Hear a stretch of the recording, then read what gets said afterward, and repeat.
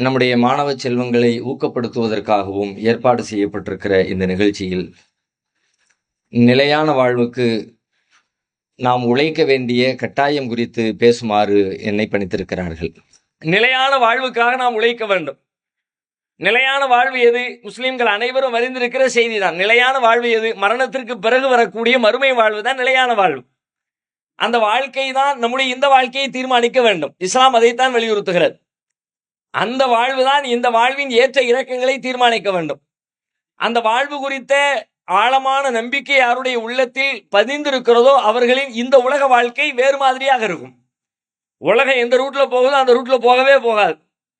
உலகம் எதையெல்லாம் தேடி தேடி ஓடுகிறதோ, எதில் இன்பம் இருக்கிறது, எது நிலைத்திருக்கிறது, எது நம்முடைய வாழ்க்கைக்கு உதவும் என்று சொல்லி எதையெல்லாம் நோக்கி இந்த உலகத்தின் பெரும்பான்மையான மனிதர்கள் ஓடிக்கொண்டிருக்கிறார்களோ அந்த ஓட்டத்தை எல்லாம் தடுத்து நிறுத்தி, இது இல்லை, நிஜமான நிலையான வாழ்க்கைக்காக வேண்டி நீ வேற மாதிரி ஓடணும். எல்லாரும் நிறைய சம்பாதிச்சுட்டா போதும், அது எப்படி வந்தாலும் பிரச்சனை இல்லை அப்படின்னு உலகம் போகுதா? நீ ஓகே, நீ சம்பாத்தியம் பண்ணு, ஆனா எப்படி சம்பாதிச்சாலும் பிரச்சனை இல்லை, அந்த ரூட்ல நீ போக முடியாது. இப்படித்தான் சம்பாதிக்கணும், ஏமாத்தாமத்தான் சம்பாதிக்கணும். வியாபாரத்துல பொய்யே இருக்கக்கூடாதுதான்.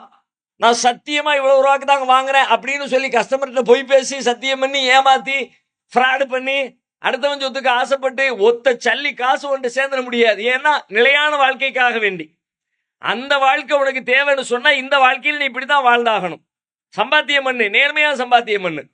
உன்னுடைய குடும்ப உறவுகளோடு ரொம்ப நேர்மையா, நெருக்கமா, அன்பா, அனுசரணையா வாழ்ந்துக்க. பெரியவங்களை மதிச்சுக்க, சின்னவங்க மேல இறக்கம் காட்டிக்க, ஒழுக்கமா வாடு, பிறருக்கு பயனுடையவங்களாக நீ இரு என்கிற அடிப்படையிலே உன்னுடைய வாழ்க்கையை நேரான சீரான சமூகத்திற்கு பயன் தருகிற வாழ்வாக ஒரு மனிதனின் வாழ்வு அமைய வேண்டும் என்று சொன்னால் அவனுடைய உள்ளத்திலே நிலையான வாழ்வு என்பதை குறித்த ஒரு தெளிவு, ஒரு சிந்தனை அவனுடைய உள்ளத்தில் இருக்க வேண்டும்.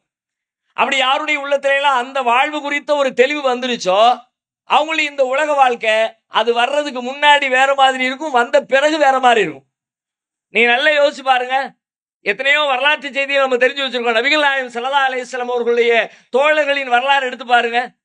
அந்த வரலாறு அவர்கள் இந்த நிலையான வாழ்வு குறித்த நம்பிக்கைக்கு வருவதற்கு முன்பாக மரணம் இருக்கிறது, மரணத்திற்கு பிறகு ஒரு வாழ்வு இருக்கிறது, அந்த வாழ்வு தான் உண்மையான வாழ்வு. அந்த வாழ்விலே இறைவனின் முன்னால் நாம் நிறுத்தப்படுவோம். இறைவன் நாம் வாழ்ந்த வாழ்வு குறித்து கேள்வி எழுப்புவான். அந்த கேள்விகளுக்கெல்லாம் நாம் பதிலளித்தாக வேண்டும். அந்த பதிலில் நம்மிடத்திலே பிழை இருக்கும் என்றால் இறைவன் நம்மை தண்டிப்பான்.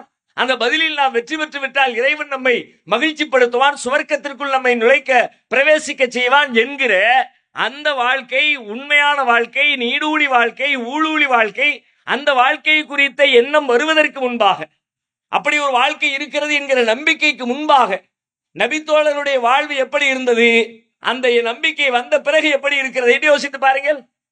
இன்னைக்கு அது கண்ணுக்கு முன்னாடி நடந்துகிட்டே தான் இருக்கிறது. அது ரசூலுல்லாஹ்வுடைய வாழ்க்கைக்கு மட்டும் இல்லை, சஹாபாக்களுடைய வாழ்க்கைக்கு மட்டும் இல்லை, யாரெல்லாம் அந்த நம்பிக்கையை உள்ளத்துல ஏந்துறாங்களோ அவங்க எல்லாருடைய வாழ்க்கையுமே அதுக்கு முன்னாடி அதுக்கு பின்னாடி ரெண்டா பிரிச்சிடலாம். கிமு கிபி மாதிரி நிலையான வாழ்க்கைக்குரிய நம்பிக்கைக்கு முன்னால் நம்பிக்கைக்கு பின்னால் கோடு போட்டு பிரிக்கிற அளவிற்கு அல்லாஹ் அவர்களுடைய வாழ்க்கையில் பெரும் மாற்றத்தை உண்டாக்குகிறார்.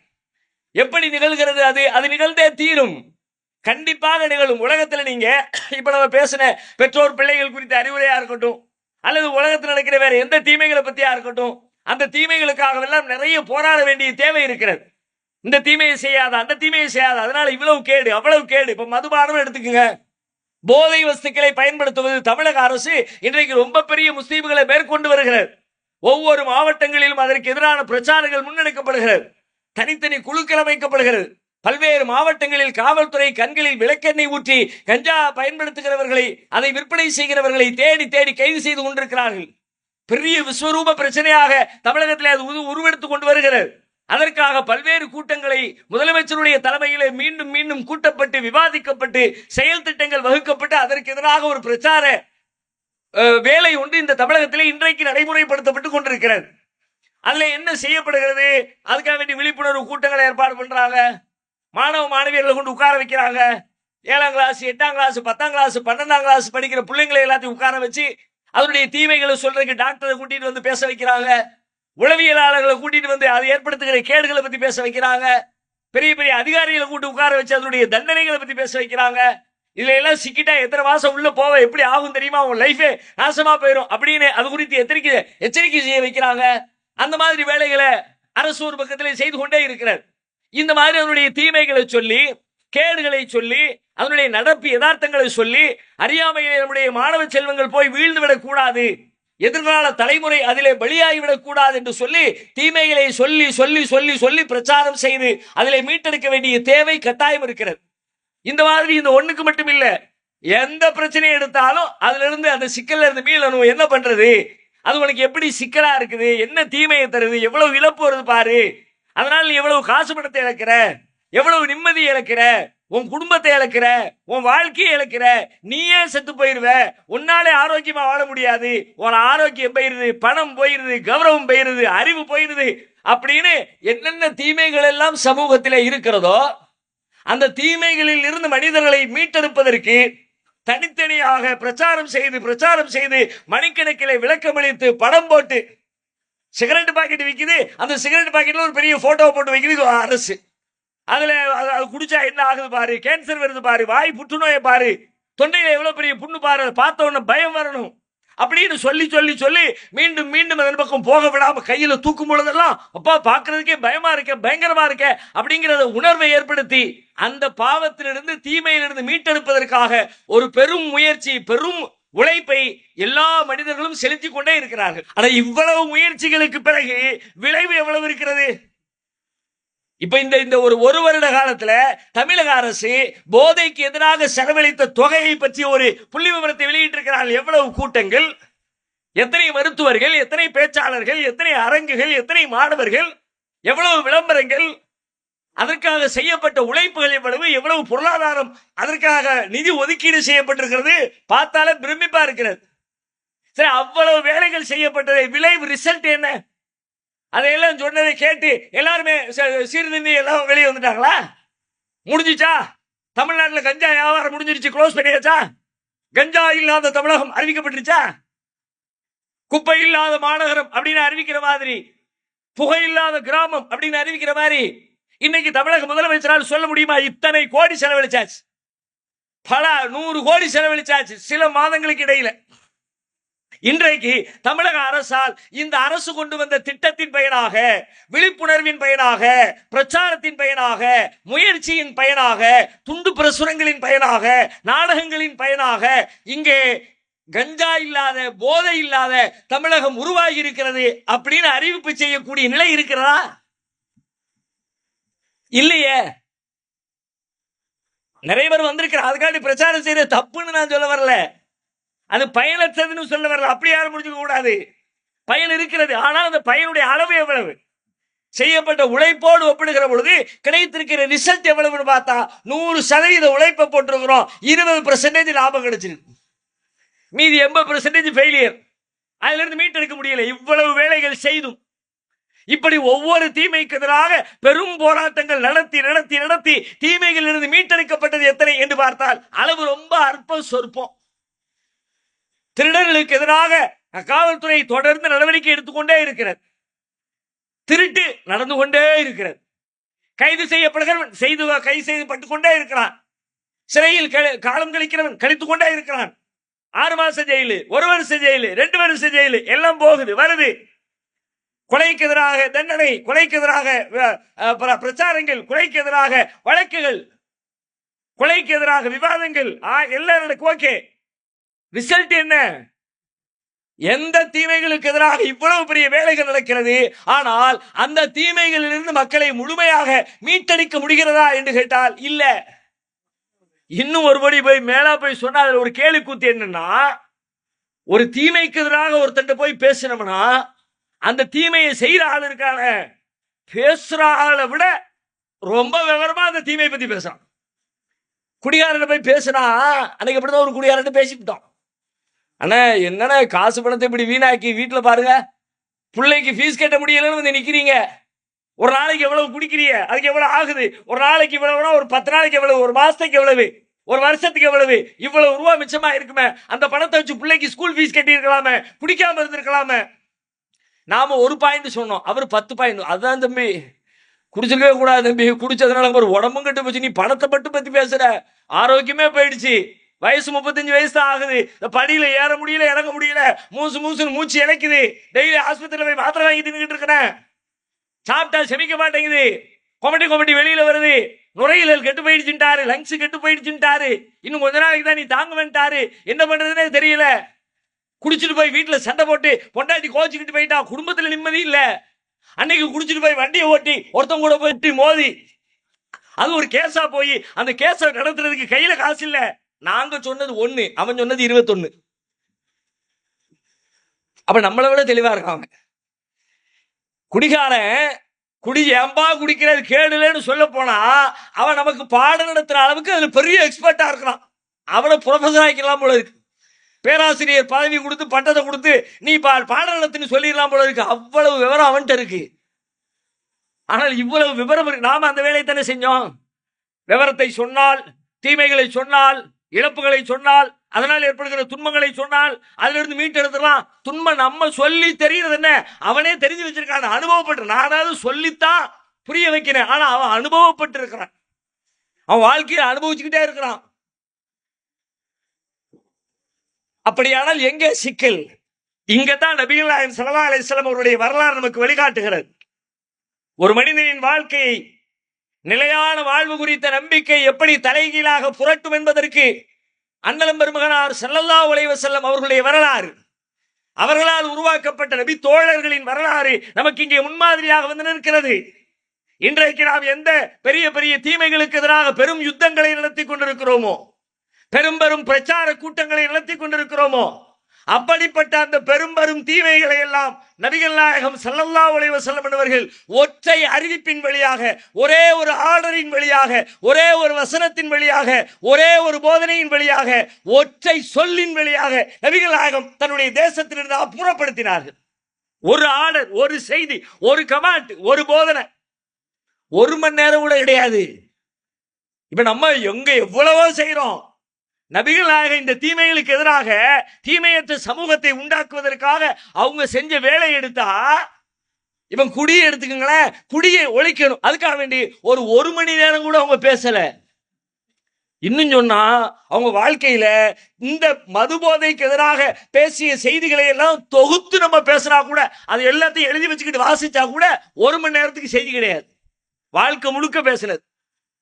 அவங்க வாழ்நாள் முழுக்க இந்த தீமைக்கு எதிராக எவ்வளவு பேசியிருப்பாங்களோ, அன்னைக்கு பேசுறது இன்னைக்கு பேசுறது அப்படின்னு 23 வருஷம் பேசுற மொத்த பேச்சையும் எடுத்து அதை அப்படியே எழுத்துக்களா மாத்தி எழுதப்பட்ட பேப்பர்ல இருக்கிறத வாசிச்சு பார்த்தோம்னா அவ்வளவு செய்திகளையும் சேர்த்தா கூட 1 மணி நேரத்துக்கு செய்தி இல்லைங்க. ஆனால் அந்த சமூகத்திலிருந்து குடி விரட்டி அடிக்கப்பட்டதா இல்லையா? மதுபானத்திலிருந்து அந்த அரேபிய தேசம் அண்ணலம் பெருமகனாருடைய காலத்திலே இது மதுவற்ற தேசம், இது போதையற்ற தேசம் என்ற அறிவிப்பு செய்யப்படுகிற அளவிற்கு முற்று முழுதாக தூய்மைப்படுத்தப்பட்டதா இல்லையா? தூய்மைப்படுத்தப்பட்டது. 1% கூட இல்ல, தெரிஞ்சு இல்ல, தெரியாம இல்ல, பகிரங்கத்தில் இல்ல, ரகசியமா இல்ல, மொத்த ஊர்ல நாட்டுல எங்கேயுமே இல்லை. அதுவும் எப்படி இல்லாம போச்சு தெரியுமா? அதுக்கு முன்னாடி எப்படி இருந்தாங்க? அது நபி தோழர்கள் அந்த அரேபிய தீபகற்பத்தில் நபிகள் நாயகம் வாழ்ந்த காலத்தில் வாழ்ந்த மக்கள் இந்த மதுவோடு எவ்வாறு இருந்தார்கள் என்றால் 2.5 பின்னி பிணைந்திருந்தார்கள். அவங்கள மதுவுல இருந்து பிரிச்சு பார்க்கவே முடியாது. மதுதான் அவர்களுடைய கௌரவம், அவர்களுடைய அடையாளம், அவர்களுடைய பெருமை, அவர்களின் அந்தஸ்து. இன்னைக்கு நம்ம சமுதாயத்துல அந்தஸ்தை காட்டுவதற்கு நிறைய வச்சிருக்காங்கல்ல. பணத்தை வைத்திருக்கிறார்கள், பதவியை வைத்திருக்கிறார்கள், அழகை வைத்திருக்கிறார்கள். பல விஷயங்கள் ஒரு மனிதனுடைய பெருமையை தீர்மானிக்கிற, மரியாதையை தீர்மானிக்கிற செய்திகளாக பல இருக்கிறது. ஒரு கல்யாண வீட்டுக்கு போய் பெரிய மதிப்பு மரியாதை கிடைக்கணுமா, அப்படியே கழுத்து நிறைய அப்படியே நகையை அள்ளி போட்டுட்டு பேசுறாங்கல்ல. தொலைக்காட்சி நிகழ்ச்சிகளை பாருங்க. அன்னைக்கு ஒரு நிகழ்ச்சி பார்த்தேன். நகை வைத்திருப்போர், நகை வைத்திருக்காதவர்கள். என்ன மதிக்கவே இல்லை. நம்ம நான் ஒத்த செங்கடி போட்டுட்டு போனேன். என் மாமியா வீடு தான், ஆனா என்ன மதிக்கவே இல்லை. என் பக்கத்துல என் ஃப்ரெண்டு இவளை கூட்டிட்டு போனேன், அப்படி மதிச்சாங்க. என்னம்மான்னு கேட்டா அவன் 150 பவுன் போட்டு வந்தாலாம், இவன் ஒத்த செங்கடி போட்டு போனான். சமுதாயம் பணம் வச்சிருக்கு.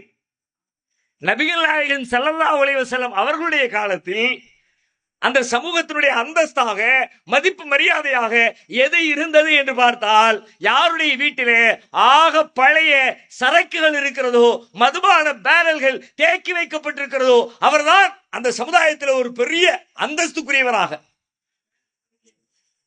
நம்மகிட்ட 2 பேரல் இருக்கு, 7 மாசம் பழசு, நான் 3 பேரல் வச்சிருக்கேன், அவரோட பெரிய கெத்து. வெறும் சாராயங்க. நம்ம பார்வையில் இது இழிவா இருக்குல்ல, அசிங்கமா இருக்குல்ல, நாத்தம் முடிச்சதா இருக்குல்ல. அது அன்னைக்கு எப்படி இருந்துச்சுன்னு கேட்டா, அதுதான் அந்த ஊர் எல்லாமே. அப்படியே அதிலே பிறந்து, அதிலே வளர்ந்து, அதிலே ஊறி, அது இல்லாம வாழ்க்கையே இல்லை, கேப்பே கிடையாது. காலையில இருந்து நைட் வரைக்கும் முழுசா 24 hours. அதனால தான் நீங்க குர்ஆன்ல பாத்தீங்கன்னா ஒரு சட்டம், ஆரம்ப காலத்துல அருளப்பட்ட சட்டங்களில் வசனங்களில் ஒரு வசனம் உண்டு. அதுல அல்லாஹ் சொல்லுவான், யா அய்யுஹல்லதீன ஆமனூ லா தக்ரபு ஸலாத்த வ அன்தும் சுகாரா. மூமின்களே, தொழுகிற நேரத்துல போதையோட வந்துடாதீப்பா. எதுக்கு இந்த வசனம்? 24 hours போதை. கொஞ்சம் கேப் விடுறா, பின்னாடி வேற மாறுச்சு. அல்லாஹ் எப்படி ஆரம்பிக்கிறான்? 24 மணி நேரம் அப்படியே தம்முனே உட்கார்ந்துட்டு இருக்கிறிய, கொஞ்சம் கேப் விடு. தொழுகிற நேரத்துல அப்படியே போதையோட வந்துடாத, அதுக்கு தயாரா இருந்துக்க, போதை இல்லாம இருந்துக்க என்று தொழுகை நேரத்திலே இடைவெளி விடுமாறு அல்லாஹ்வுடைய வசனம் கோரிக்கை வைத்தது. அப்படியானால் இந்த சமுதாயம் மதுபானத்திலே எவ்வளவு மூழ்கி இருந்தது என்பதை இதைவிட சொல்வதற்கு வேற உதாரணங்களே தேவையில்லை. அப்படி சொல்லப்படுகிற அளவிற்கு மதுவிலே ஊறி கிடந்த சமுதாயம், நபிகள் நாயகம் ஸல்லல்லாஹு அலைஹி வஸல்லம் உடைய ஒற்றை அறிவிப்பு. அனஸ் ரலியல்லாஹு அன்ஹு அவர்கள் சொல்லுகிறார்கள், இறைவனிடமிருந்து செய்தி வருகிறது, திருமறை குர்ஆன் அருளப்பட்டிருக்கிறது. அல்லாஹ் திருமறை குர்ஆனிலே வசனத்தை இறக்கி வைத்து, மதுபானத்தை இனிமேல் குடிக்க கூடாது, அது தடை விதிக்கப்பட்டு விட்டது, ஹராம் என்கிற வசனத்தை அல்லாஹ் இறக்கி வைக்கிறான். யா அய்யுஹல்லதீன ஆமனூ இன்னமல் ஹம்ரு வல் மைசிரு வல் அன்சாபு வல் அஸ்லாமு ரிஜ்சும் மின் அமலி ஷைத்தான் ஃபஜ்தனிபூஹு லஅல்லக்கும் துஃப்லிஹூன்.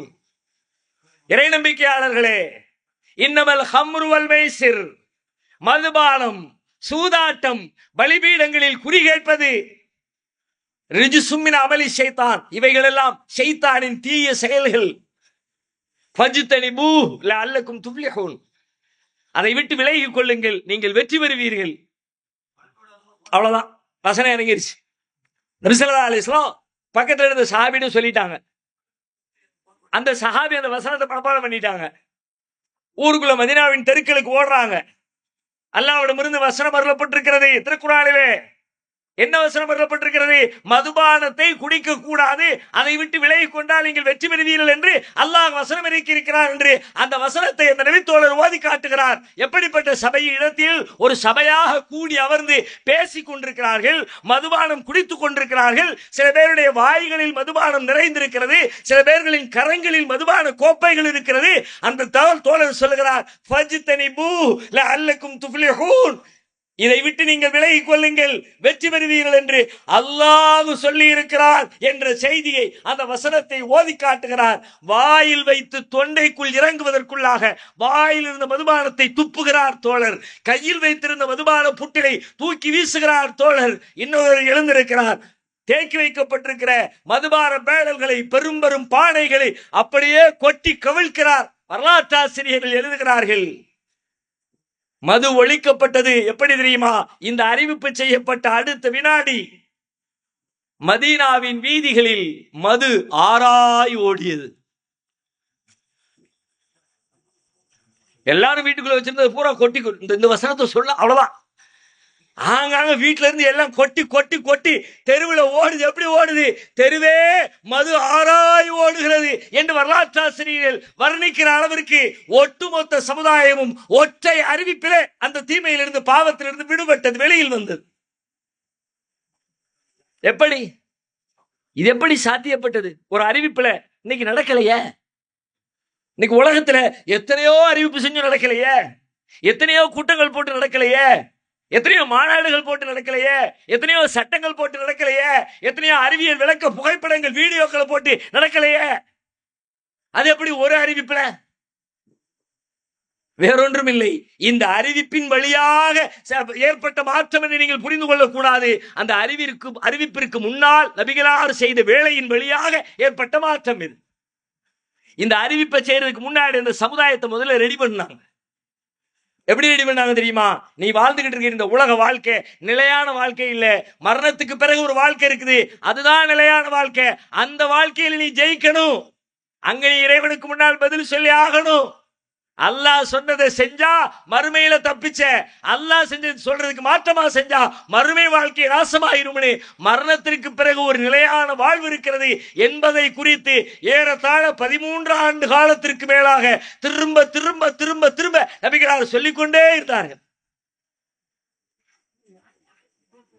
உனக்கு மேல ஒரு சக்தி இருக்கு, அவன் உன்னை கண்காணிக்கிறான், பார்த்துக்கிட்டே இருக்கிறான், கேள்வி கேட்பான், பதில் சொல்லணும், மாட்டிக்கிட்டா தொலைஞ்ச. அப்படியே உள்ள சொல்லி சொல்லி சொல்லி சொல்லி ஃபுல் பண்ணி சார்ஜ் ஏற்றி வச்சிருக்கும் போது அல்லாஹ் சொன்னதை கேட்கணும்பா, அதை மீறக்கூடாது அப்படிங்கிற உணர்வு உள்ள வந்த பிறகு இப்ப என்ன, ஒரு அல்லாஹ் என்ன சொன்ன அவ்வளவுதான். மதுபானம் பெரிய தீமை, அதை குடிக்காத, அது போதையை மழுங்கடிச்சிருது, அவன் குடும்பத்துல பிரச்சனையை உண்டாக்கணும், வண்டி ஓட்டிட்டு போனா மண்டை உடைஞ்சு போயிரும், உயிர் போயிரும், எதுவும் சொல்ல தேவையில்லை. அல்லாஹ் குடிக்க கூடாதுன்னு சொல்லிட்டான். அல்லாஹ் சொல்லிட்டானா முடிச்சு.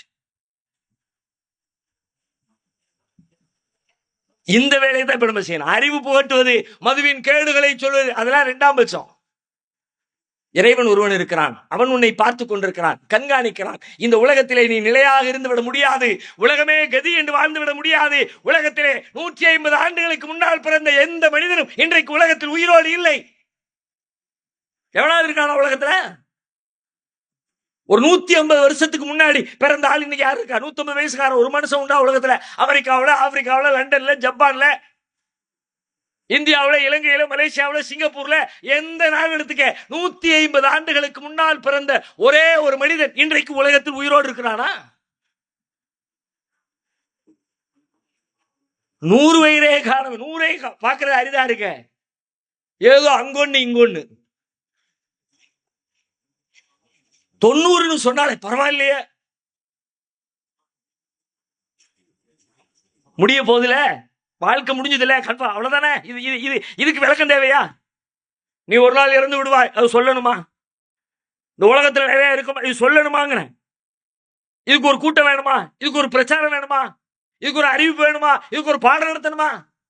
கண்ணை திறந்து பாடுறா. நீ வாழ்ற உலகத்துல, உலகத்தின் மூளை முடுக்கிற எங்கேயாவது ஒரு இடத்துல ஒரு 150 வருஷத்துக்கு முன்னாடி வாழ்ந்த ஒருத்தர் இருக்கானா? அப்ப இன்னொரு 150 வருஷம் கழிச்சு பார்த்தா நீ இருப்பியா? இருக்க மாட்டல. இந்த உலக நிலை கிடையாதுப்பா, அதான் நிலை. திருமறை குர்ஆன் இதைத்தான் முதலில் போதித்தது. திருக்குர்ஆனை எடுத்து பாருங்கள். சட்டங்களை பத்தி எல்லாம், அதனுடைய தீமைகளை எல்லாம் பெருசா விவரிக்க மாட்டான். ஆர்டர் போட்டாலும் சரி, செய்யாதேன்னு சொல்லி சட்டம் போட்டு விளக்கினாலும் சரி, செய்யாத ரெண்டுமே, செய்யாத அவ்வளவுதான், முடிஞ்சு. தொழு முடிஞ்சு, நோம்பு வை முடிஞ்சு, ஏதாவது சும்மா ஒரு துணுக்கு செய்தி மாதிரி ஏதாவது ஒண்ணு சேர்த்து விடுவோம், அவ்வளவுதான். சாராயம் குடிக்காத முடிஞ்சிச்சு, விபச்சாரம் செய்யாத முடிஞ்சிச்சு, திருடாத முடிஞ்சிச்சு. திருடாதே, திருடினால் சம்பாதித்தவன் எவ்வளவு பாதிப்பான் தெரியுமா? அவன் எவ்வளவு கஷ்டப்பட்டு சம்பாதித்திருப்பான் தெரியுமா? 50 ஆண்டு காலம் 60 ஆண்டு காலம் வெளிநாட்டிலே போய் உழைத்து, பாலைவனத்திலே ஆடுகள் மேய்த்து, மாடுகள் மேய்த்து, ஒட்டகத்திற்கு கழுவி விட்டு எல்லா வேலைகளையும் செய்து நீ திருடி கொண்டு வருவது நியாயமா? குர்ஆன்ல ஒண்ணும் இருக்காது. திருடாதே, அவ்வளவுதான். விபச்சாரம் செய்யாதே, அவ்வளவுதான், முடிஞ்சு. ஒத்த வரி ஆர்டர்ல சமூகத்தை அல்லாஹ்வுடைய தூதர் அப்படியே தலையில புரட்டுனாங்களே, புரட்டல் எப்படி நடந்துச்சு? அதனுடைய தீமைகளை விவரித்து அல்ல, இதை செய்யாதேன்னு சொன்ன ஒத்த வார்த்தையில நடந்துச்சு. ஆனா அந்த வார்த்தைக்கு முன்னாடி அவங்களுடைய வாழ்க்கையை தயார் பண்ணாங்க, மனநிலையை தயார் பண்ணாங்க, அவங்கள தயார் பண்ணாங்க. எப்படி? குர்ஆன் நெடுகிலும் படித்து பாருங்கள், குர்ஆன்ல நீங்க அடிச்சு பாருங்க, இணையதளத்தை அடிச்சு பாருங்க. மஸலுல் ஹயாத்தி துன்யா, இந்த உலக வாழ்க்கைக்கு உதாரணம் என்ன தெரியுமா அப்படின்னு போடுங்க. குர்ஆன் அப்படியே பேசிக்கொண்டே வரும், பக்கம் பக்கமாக எத்தனை வசனங்கள் இந்த உலகத்தை பத்தி, அதனுடைய நிலையாமையை பற்றி, இந்த உலக வாழ்க்கையை பத்தி பேசுற எல்லா இடங்கள்லையும் இது நிலையானது நினைக்காதப்பா, இது நிரந்தரமா நீ இருந்துட மாட்டேன், இது ஒரு நாள் முடிஞ்சு போயிடும். இதைத்தான் திரும்ப திரும்ப படிச்சு பாருங்க. கையில எல்லார் கையிலையும் மொபைல் இருக்கு. எல்லாரிடத்திலும் அந்த மொபைல்ல திருமறை குர்ஆன் இருக்கிறது, இணையதளத்திலே இருக்கிறது, கொட்டி கிடக்கிறது. ஒரு வசனம் திருமறை குர்ஆனில் உலக வாழ்க்கை குறித்து என்ன சொல்லப்பட்டிருக்கிறது அப்படின்னு சாட் ஜிபிடியில் அடிச்சுப்பார். அல்லாஹ் சொல்லுகிறான், இன்னமா மஸலுல் ஹயாத்தி துன்யா. சாம்பிளுக்கு நான் ஒன்று சொல்றேன். இந்த உலக வாழ்க்கைக்கு உதாரணம் என்ன தெரியுமா? கமாயின், தண்ணீரை போல, அன்சல்னாஹு மினஸ் ஸமா, வானத்திலிருந்து நாம் இறக்கி வைக்கிற தண்ணீரை போல. அதுதான் உதாரணம். ஃபக்தலத பிஹி நபாத்துல் அர்த் மிம்மா யஅகுலுன் நாஸ் வல் அன்ஆம். அங்கிருந்து இறங்கிய அந்த தண்ணீர் கால்நடைகளும் மனிதர்களும் சாப்பிடுகிற இந்த பூமியின் புற்பூண்டுகளுக்கு இடையிலே அப்படியே பல்கி பரவுகிறது. ஹத்தா இதா அகதத்தில் அர்து ஸுகுருஃபஹா வஸய்யனத், அப்படியே புற்பூண்டு செடி கொடி எல்லாத்துக்கும் அப்படி தண்ணி போனதுக்கு பிறகு அப்படியே அந்த செடியெல்லாம் வளர்ந்து, மரமெல்லாம் வளர்ந்து, பூக்கள் எல்லாம் வளர்ந்து, அப்படியே வஸய்யனத், அலங்காரம் பெற்று பார்க்கிறதுக்கே அப்பா, தோட்டத்துக்குள்ள நுழைஞ்ச உடனே என்னமா வளர்ந்துருக்குது, எப்படி அழகழகா பூ இருக்குது. அப்படியே மாந்தோட்டத்துக்குள்ள போன உடனே என்னமா காய்ச்சி தொங்குது. தென்னந்தோட்டத்துக்குள்ள போன உடனே அப்பா இளநீ கொலையா கிடைக்குது. பார்த்தாலே ஒரு கவர்ச்சி, பார்க்கிற பொழுதே ஒரு ஈர்ப்பு. வலன்னா அஹ்லுஹா அன்னஹும் காதிரூன அலைஹா.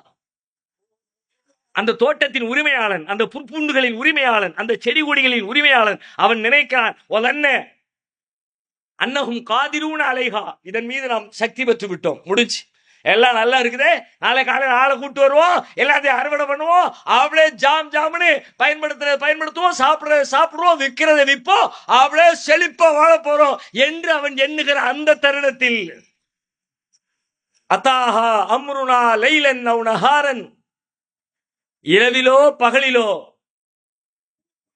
அந்த பயிர்களின் மீது நம்முடைய கட்டளை வந்து சேர்கிறது. ஃபஜஅல்னாஹா ஹஸீதன் கஅல்லம் தக்ன பில் அம்ஸ். ஃபஜஅல்னாஹா ஹஸீதன், நம்முடைய கட்டளை வந்துச்சு, நாம அதை ஆக்கிட்டோம். எப்படி ஆக்கிட்டோம் தெரியுமா? ஃபஜஅல்னாஹா ஹஸீதன், அப்படியே அறுக்கப்பட்டதை போல.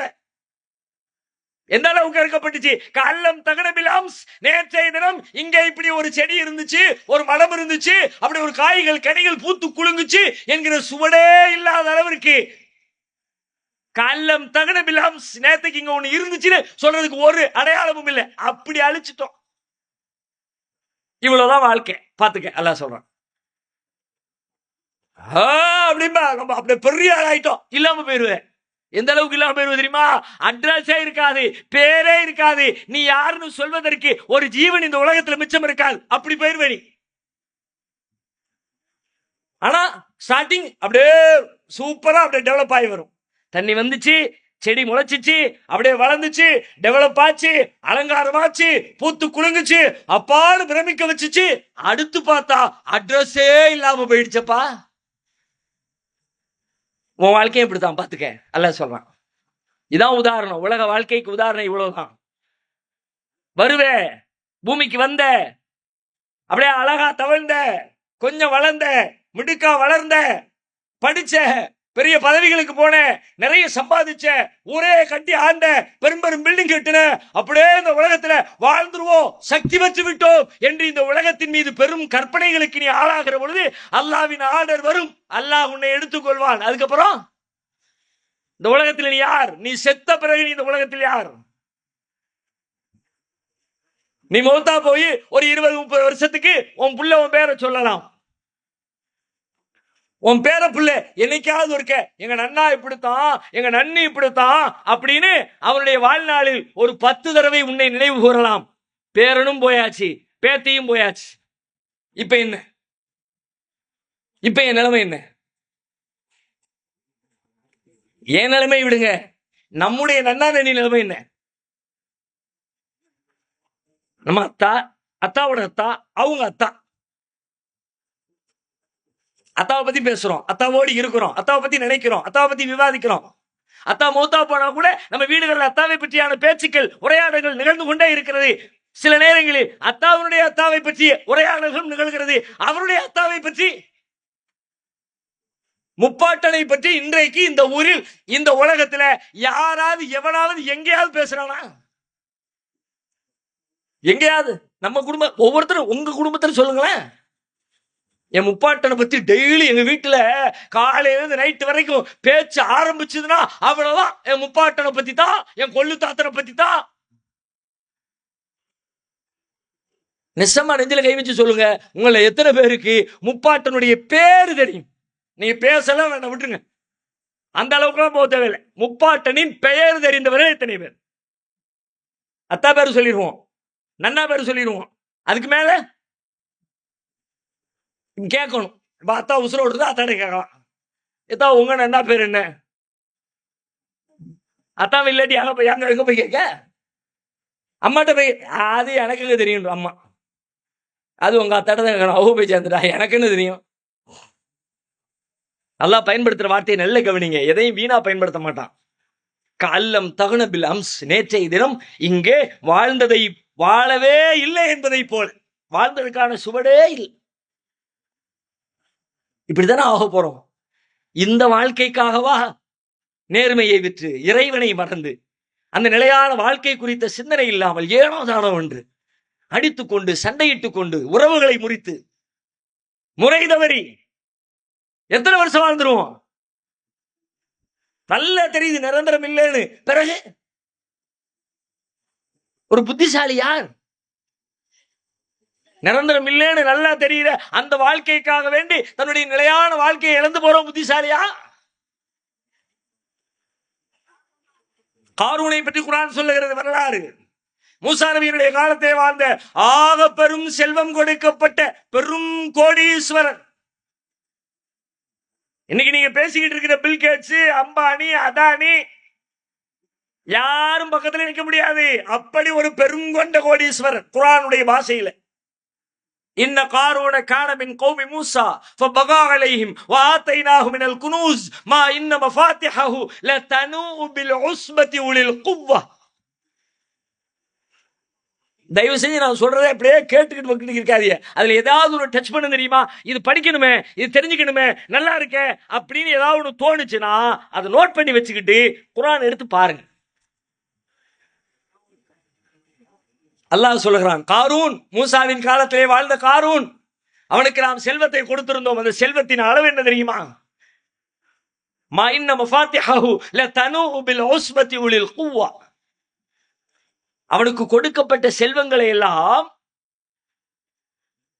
பெரும்பெரும் மாளிகைகளில் கொண்டு போய் வைத்து, வைக்கப்பட்ட அந்த மாளிகைகளுக்கு கதவு போட்டு அந்த கதவுகளுக்கு பூட்டு போட்டு போடப்பட்ட பூட்டுக்களின் சாவிகளை எடுத்து அவற்றையெல்லாம் மூடையாக கட்டி கட்டப்பட்ட சாவி மூட்டைகளை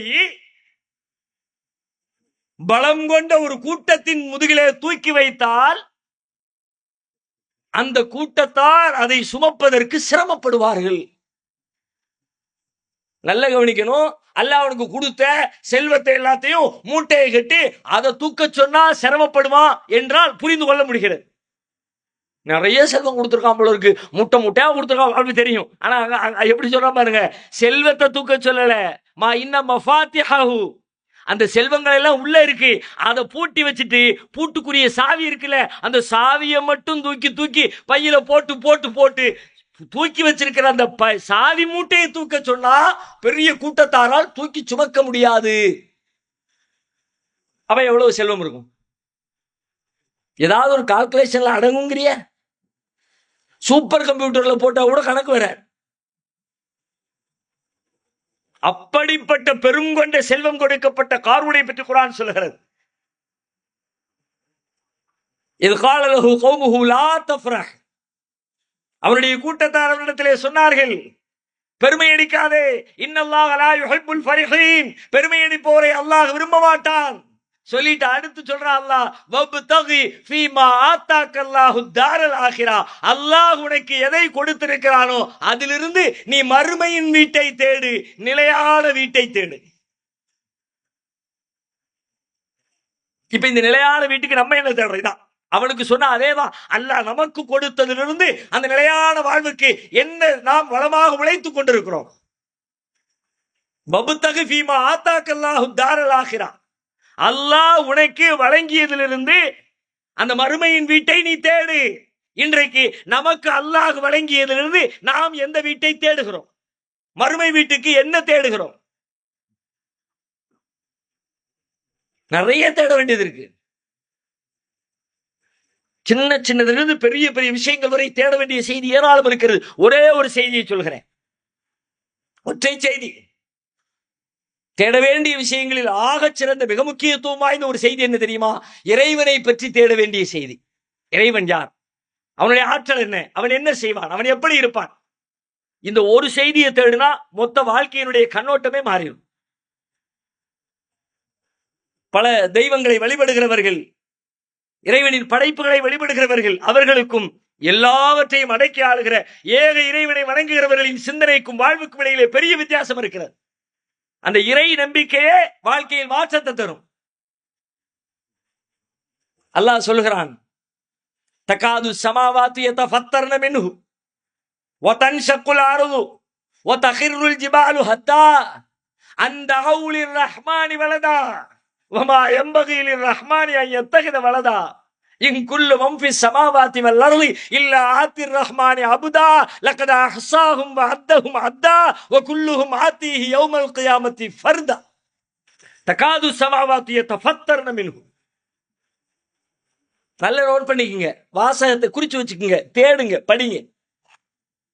யதஃபத்தர்ன மின்ஹு, வானம் வெடித்து விட பார்க்கிறது, வானம் வெடிக்க பார்க்கிறது. அல்லாஹ் சொல்கிறான், வதன்ஷக்குல் அர்து, பூமி பிளந்து விட பார்க்கிறது, வதகிர்ருல் ஜிபாலு ஹத்தா, மலை தூள் தூளாக நொறுங்கி விட பார்க்கிறது. அப்படி என்ன பாச்சு? ஏன் இப்படி வானம்? ஆக்சுவலி திடப்பொருட்களுடைய உணர்வுகளை பற்றி நம்மளால புரிஞ்சுக்க முடியாது, மனுஷனை பத்தி புரிய முடியும். இதை சொன்ன உடனே அவன் அப்படியே கோபத்துல அப்படின்னு சொன்னா நமக்கு விளங்குது. நான் சொன்ன உடனே இந்த மைக்குக்கு கோபம் வந்துருச்சுன்னா நீங்க சிரிப்பீங்க, நான் சிரிப்பேன், எல்லாருமே சிரிப்போம். ஏன்னா நமக்கு தெரியாது. உயிரற்ற பொருட்கள், இந்த ஜட பொருட்களை பற்றியான அதனுடைய உணர்வுகள் நமக்கு தெரியாது. ஆனால் எல்லாவற்றுக்கும் உணர்வு இருக்கிறது, எல்லாவற்றுக்கும் ஒரு வகையான செய்தியை அல்லாஹ் கொடுத்திருக்கிறான், புரிதலை கொடுத்திருக்கிறான். அதனாலதான் அல்லாஹ் சொல்லும்போது சொல்லுவான், லவ் அன்ஸல்னா ஹாதல் குர்ஆன அலா ஜபலின் லரஐதஹு காஷிஅம் முத்தஸத்திஅம் மின் கஷ்யத்தில்லாஹ். இந்த குர்ஆனை ஒரு மலையின் மீது இறக்கி வைத்திருந்தால் அந்த மலை அல்லாஹ்வின் பயத்தால் நொறுங்கி இருக்கும் அல்லாஹ் சொல்றான், தூள் தூளா இருக்கும். ஏன்னா இதனுடைய கணம் என்னங்கிறது மலை புரியுதுன்னு அதுக்கு அர்த்தம். குர்ஆன் என்ன சொல்லுது, எதை நோக்கி அழைக்குது, அதனுடைய போதனையின் சாராம்சம் என்ன, அதை நாம் எப்படி செயல்படுத்துறது என்ற அறிதலும் புரிதலும் மலைக்கு இருக்கிறது, கல்லுக்கு இருக்குது குர்ஆனுடைய பரிபாஷையில. அந்த மாதிரி வானங்களும் பூமிக்கும் இருக்குது, நமக்கு தெரியல. ஆனா படைச்ச ரப்பு சொல்றான், தகாது சமாவாத்து யதஃபத்தர்ன மின்ஹு, வானம் பிளந்து வெடித்து விட பார்க்கிறது, வதன்ஷக்குல் அர்து, பூமி பிளந்து விட பார்க்கிறது, வதகிர்ருல் ஜிபாலு ஹத்தா, மலைகள் தூள் தூளாக நொறுங்கி விட பார்க்கிறது. ஏன் தெரியுமா? அந்த அவுலிர் ரஹ்மானி வலதா, அளவற்ற அருளாளனுக்கு பிள்ளை இருக்கிறது என்று சொல்லப்படுவதை கேட்டு, படைத்த இறைவனுக்கு பிள்ளை இருக்குன்னு ஒருத்தன் சொன்னாம்னா அதை கேட்ட உடனே அடே என்னடா பேசுறீங்க அப்படின்னு வானத்தால ஜீரணிக்க முடியல, பூமியால ஜீரணிக்க முடியல, மலைகளால ஜீரணிக்க முடியல. படைச்ச கடவுளுக்கு புள்ள இருக்குதா அப்படின்னா என்ன அர்த்தம்? புள்ளன்னா புள்ள மட்டும் நீங்க புரியக்கூடாது. பிள்ளை என்று சொன்னார் படைச்ச கடவுளை மனுஷனை மாறி, மனுஷனுக்கு தான், உயிரினங்களுக்கு தான் பிள்ளைகள் இருக்கும்டா. எப்படா படைத்த இறைவனுக்கு பிள்ளை இருக்கும் அப்படின்னா மனுஷனும் இறைவனும் ஒன்னா? எந்த வகையிலும் மனிதர்களோடு இறைவனை ஒப்பிடவே முடியாது. லைஸக மிஸ்லிஹி ஷை, அவனை போல எதுவும் இல்லை. ஏதாவது இருந்தா தானே இறைவன் அதை போல, இறைவன் இதை போல, இறைவனை மாதிரி எதுவுமே இல்லை. எதை போலன்னு சொல்லவே முடியாது. அப்படி சொல்ல முடிஞ்சா அவன் இறைவனே கிடையாது. ஏன் கிடையாது? என்ன மாதிரி தான் அவனும்னா நான் சொல்லுவேன், தம்பி நீ கொஞ்சம் இறங்கி, நான் அந்த சீட்ல உட்கார்ந்துக்கிறேன். என்ன மாதிரி தான் எனக்கு ஒரு புள்ள தேவைப்படுது, ஒரு பலகீனம் இருக்கு, ஒரு தேவை இருக்கு, ஒரு உணர்வு இருக்குது, ஒரு ஆசை இருக்குது. ஒரு காலத்துல முதுமை அடைஞ்சிருவாங்க பயம் இருக்குது, வயசான காலத்துல கஞ்சி ஊத்துறதுக்கு ஒருத்தர் இருந்தா நல்லா இருக்குமே அப்படிங்கிற எதிர்பார்ப்பு இருக்குது. கடவுள் அப்படியா? ஒரு 50-60 வயசு ஆயிடுச்சுன்னா வயதாகி தள்ளாடி நடக்க முடியாம போயிருவேன், புள்ள கொஞ்சம் கைத்தாங்களா பாத்ரூம் கூட்டிட்டு போவானே அப்படின்ற தேவை இருக்கு. கடவுள் அது மாதிரியா? 10,000 வருஷத்துக்கு முன்னாடி கடவுள் நல்ல அப்படியே ஜாண்டியா இருந்தாரு. இப்போ வருஷம் 10,000 வருஷம் ஆயிடுச்சுல, வயசு ஆயிடுச்சுல, அதனால கொஞ்சம் டல் ஆயிட்டாரு. சொல்ல அவர் கடவுளா? ஏன் மனுஷன மாதிரி ஏன்டா அப்படி பேசுறியே? அதாங்க ஒரு மனிதனுக்கு பிள்ளை இருப்பதை போல, மனிதனை போல, விலங்குகளை போல, உயிரினங்களை போல படைத்த இறைவனையும் நம்புகிறீர்களே. அல்லாஹ் எப்படி ஏத்துக்குவான்? அவன் எப்படி ஏத்துக்குவான்? அவ்வளவு பெரிய இடத்துல இருக்கிறவன் அவன் எப்படி அடே இதுவும் நானும் ஒன்னாடா, இந்த மாடு நானும் ஒன்னா, இந்த பாம்பு நானும் ஒன்னா, இந்த குரங்கு நானும் ஒன்னா. சில பேர் பெத்தவங்களை பிடிச்சி கடவுளுங்கிறிய, உங்க அப்பாவும் அம்மாவும் ஒன்னா. அது மாதிரியா நானு? உங்க அப்பா இந்த பூமியை படிச்சாரா? கடவுள்னு சொல்ற வார்த்தை கொஞ்சம் அர்த்தத்தோட சொல்லப்பா, புரிஞ்சுக்கிட்டு சொல்லப்பா. உங்க அப்பா அம்மா சில பேர் அது ஒரு பெரிய புனிதமா பெரிய பெருசா. தாய் தந்தே கடவுள், தாய் தந்தே கடவுளே. தாய் தான் இந்த உலகத்தை படைச்சானா, பூமியை படைச்சானா, வானத்தை படைச்சானா? உங்க கண்ணுக்கு முன்னாடி நல்லா தெரியுது. தாய்க்கு 60 வயசு, தந்தைக்கு வயசு 70 வயசு. 70 வருஷத்துக்கு முன்னாடி தாயின் ஒரு படைப்பு இந்த உலகத்துல இல்ல, தந்தையின் ஒரு படைப்பு உலகத்துல இல்ல. அப்ப இறைவன் அப்படிப்பட்டவனா? இல்லாமையிலிருந்து உருவானவனா? அவன் தானே ஆதி, அவன் தானே அந்தம். ஆதியும் அவனே அந்தமும் அவனேன்னு சொல்லிவிட்டு அப்பா தான் கடவுள், அம்மா தான் கடவுள், அதுதான் கடவுள், இதுதான் கடவுள், எல்லாமே நேத்து வந்துச்சு, இன்னைக்கு காணாம போயிடுச்சு. ஹுவல் அவ்வல் வல் ஆகிர் வல் லாஹிர் வல் பாத்தின் குர்ஆன் சொல்லுகிறது. அவனே ஆதி, அவனே அந்தம். ஆதி பகவன் சொன்னா ஆதின்னு நெசமா சொல்லு, சும்மா சொல்லாத. அதுக்கு முன்னாடி ஒண்ணும் இல்லை. இறைவனுக்கு முன்னால் இந்த பூமி கிடையாது, மலைகள் கிடையாது, வானம் கிடையாது, எதுவும் கிடையாது. அவன் தான் துவக்கத்திலே இருந்தான். ஒரு நாள் எல்லாவற்றையும் இறைவன் அழிப்பான். அதற்கு பிறகும் அவன் மட்டுமே மிச்சம் இருப்பான். அப்படிப்பட்ட ஆற்றல் பொருந்திய, ஒப்பிடவே முடியாத, தன்னிகர் இல்லாத, கற்பனைக்கு எட்டாத, விளக்கம் சொல்ல இயலாத, உதாரணங்கள் உவமைகள் கொண்டு விளக்கிவிட முடியாத மாபெரும் சக்தி. அந்த சக்தியை போய் அவன மாதிரி உலகத்துல அவன் இருக்கான் இவன் இருக்கான்னு சொன்னா, புள்ளை இருக்கு பொண்டாட்டி இருக்குன்னு சொன்னா, இதை விட ஒரு அநியாயம் வேற என்னமா இருக்க முடியுமா? முடியாதுல்ல. அதனாலதான் வானம் பூமிக்கெல்லாம் அந்த உண்மை தெரிஞ்ச காரணத்தினால அது லெவலவன அடிக்குது. இவன் சொல்றதை கேட்ட உடனே கொதிக்குது.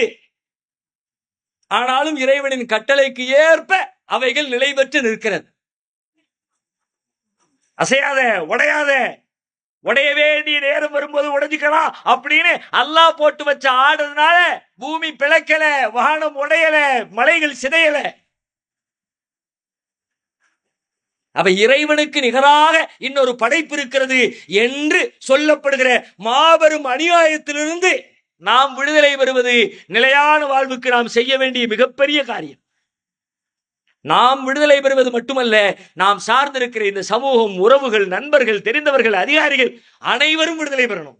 ஏன்னா அறியாமையில் இருக்கிறாங்க. அவங்க யாரிடத்திலும் ஆதாரம் இல்லை. கற்பனை கடவுள்களை வணங்குகிற, இறந்தவர்களை அடக்கம் செய்துவிட்டு தர்காக்களை கட்டி வைத்து வணங்குகிற, கொடிமரங்களை நட்டு வைத்துவிட்டு அந்த கொடிமரங்களில் போய் பிரார்த்தனை செய்து எங்களுக்கு உதவி செய்ய என்று கையேந்துகிற யாரிடத்திலேயும் எந்த ஆதாரமும் இல்லை. இவை கடவுள் என்று சொல்வதற்கோ, இவைகள் நம்முடைய தேவைகளை பூர்த்தி செய்யும் என்பதற்கோ எந்த ஆதாரமும் இல்லை.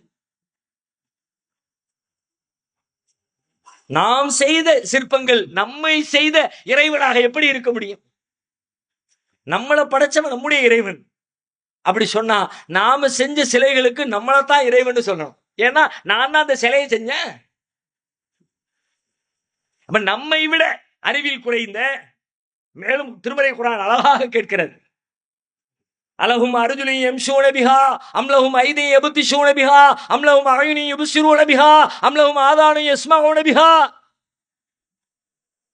போய் கையேந்துறீங்களே, பிரார்த்திக்கிறீங்களே, எங்களுக்கு அதை கொடுங்க இதை கொடுங்க அப்படின்னு கடவுளிடத்திலே கேட்பதை போல யார் யாரிடமெல்லாம் போய் கேட்கிறீர்களே, இறைவன் கேட்கிறான். அலஹும் அர்ஜுலு யம்ஷூன பிஹா, அவர்களுக்கு நடக்கின்ற கால்கள் இருக்கின்றனவா?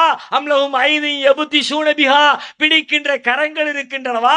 அம்லஹும் அயுனி யுப்சிரூன பிஹா, பார்க்கின்ற கண்கள் இருக்கின்றனவா? அம்லஹும் ஆதானு யஸ்மஊன பிஹா, கேட்கின்ற செவிகள் இருக்கின்றனவா? உனக்காவது கூப்பிட்டா என்னன்னு காது கேக்குதுடா, நீ செஞ்சு வச்சிருக்கிற சிலைக்கு கேட்குமா? நீ அடக்கி வச்சிருக்கிற கபரில் இருக்கிற மையத்துக்கு கேட்குமா?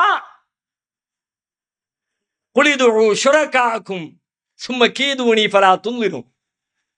சொல்றான் அல்லாஹ். போங்க, போய் கூப்பிடுங்க.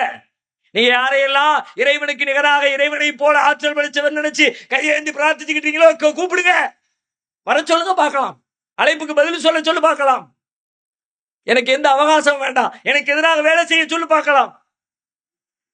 ومن أضل ممن يدعو من دون الله من لا يستجيب له إلى يوم القيامة وهم عن دعائهم غافلون.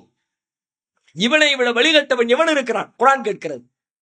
இவனை விட வழிகட்டவன் எவன் இருக்கிறான்? மிம்மை யதுஉ மின் தூனில்லாஹி மல் லா யஸ்தஜீபு லஹு இலா யௌமில் கியாமா. கியாமத் நாள் வரை அழைத்தாலும் அழைக்கின்ற அழைப்புக்கு பதிலே சொல்ல மாட்டாங்களே, அவங்கள போய் அழைக்கிறானே, அவனை விட வழிகட்டவன் எவன்டா இருக்கான்? எண்ணத்தை கூப்பிட்டாலும் என்னான்னு கேட்க போறது இல்லை. சாதாரணமா தெருவுல ஒருத்தர் போய்கிட்டு இருக்காரு, அவருக்கு காது கேட்காது, பின்னாடி இருந்து ஒருத்தர் சத்தம் போடுறாரு, அவர் பேரை சொல்லி கூப்பிடுறாரு, டேய் டேய் அப்படிங்கிறாரு, அவன் போய்கிட்டே இருக்கிறான். பக்கத்துல உள்ளவன் பார்த்துட்டு சொல்லுவான், ஏய் அவனுக்கு தான் காது கேட்காதுல, டேய் டேய்னா திரும்பி பார்த்துருவானா? யாரை திட்டுவான்? கூப்பிட்டவனை திட்டுவான், அவனை திட்ட மாட்டாங்க. நடந்து போய்கிட்டு திரும்பி பார்க்காம போன அவனையே திட்டுவாங்க. அவனுக்கு தான் காது கேட்காது ஊருக்கே தெரியுமே, உன்னை நீ எப்படா கூப்பிட்ட? முட்டா பைய யாரு? காது கேட்காதுன்னு தெரிஞ்ச பிறகு போய் நின்று தம்பி தம்பின்னு பின்னாடி கைய கத்தி கூப்பாடு போட்டானே, அவன் தான் முட்டாளு. அல்லாஹ் அதே போல சொல்லுகிறான், இங்கெல்லாம் நீ போய் கேட்கிறிய, கியாமத்து நாள் வரை கேட்டாலும் கூப்பாடு போட்டாலும் மைக்கு வச்சு அலறினாலும் கதியேன்னு கிடந்தாலும் உன்ட்ட பதில் வருமா? பதிலே வராத அவங்கள போய் அழைக்கிறிய, அதை விட வழிகட்டவன் இருக்க முடியும்? வஹும் அன் துஆஇஹிம் காஃபிலூன். நீங்க கூப்பிடுறதெல்லாம் கேட்கறதெல்லாம் அவங்களுக்கு தெரியவே செய்யாதுப்பா. இந்த பாவத்திலிருந்து நாம் விடுதலை பெறணும். அதுதான் நிலையான வாழ்வுக்கான முதலும் முக்கியமுமான மிக முக்கியமான பணி. நாம் விடுதலை பெறுவது மட்டுமல்ல, நாம் சார்ந்திருக்கிற சமூகமும் விடுதலை பெறணும். இதில் அரசியல் நோக்கமில்லை, வேறு உலக ஆதாய நோக்கமில்லை. மனிதர்கள் அனைவரும் நிலையான வாழ்வில் வெற்றி பெறணும். நம்மளை சுத்தி எவ்வளவோ பேர் இருக்கிறாங்க, சர்ச்சுகளை கட்டி வைத்துக் கொண்டு இறைவனுக்கு மகன் இருக்கிறான் என்று பிரார்த்தித்துக் கொண்டிருக்கிறார்கள். வானமும் பூமியும் பார்க்கிற பொழுது அவைக்கு கோபம் வருகிறது. ஆங்காங்கே மடங்களை ஆலயங்களை கட்டி வைத்துக் கொண்டு தம் கையால் வடிவமைக்கப்பட்ட சிற்பங்களிடத்திலே போய் கடவுளே இறைவனே என்று சொல்லி தங்களுடைய யாகங்களை முன்வைத்து பிரார்த்தித்துக் கொண்டிருக்கிறார்கள். அதை பார்த்து வானமும் பூமியும் கொதிக்கிறது. இறந்தவர்களை தர்காக்களில் அடக்கம் செய்து வைத்துவிட்டு அங்கே போய் நின்று அவுலியாக்களே, நாதாக்களே, மகான்களே என்று இறைவனை அழைப்பதை போல் அழைக்கிறார்கள். பார்க்கிற வானமும் பூமியும் கொதிக்கிறது. ஆனால் மனித பிள்ளைகளாகிய நம்முடைய உள்ளம் கொதிக்கிறதா? நமக்கு கோபம் வந்துச்சா?